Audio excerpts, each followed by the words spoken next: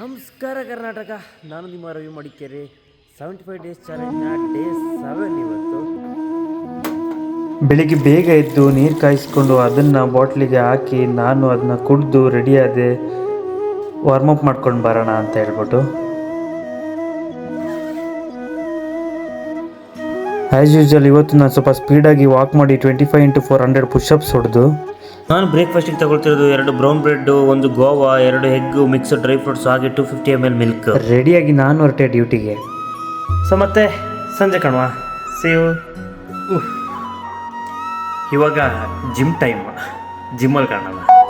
ಹಾಗೆ ಇವತ್ತು ಜಿಮ್ಮಲ್ಲಿ ಪಾರ್ಟ್ನರ್ಸ್ದು ಜೋಶು ತುಂಬ ಚೆನ್ನಾಗಿದ್ದಿದ್ದ ಕಾರಣ ನನ್ನ ಸರಿಯಾಗಿ ಅರಿಸಿಬಿಟ್ರು ಮಾತ್ರ. ಇವತ್ತು ನಾನು ಟ್ರೈನ್ ಮಾಡಿದ್ದು ನನ್ನ ಲೆಗ್ಸಿಗೆ. ಆಸಮ್ ಎಕ್ಸ್ಪೀರಿಯನ್ಸ್ ಅಂತ ಹೇಳ್ಬೋದು ಇವತ್ತಂತೂ.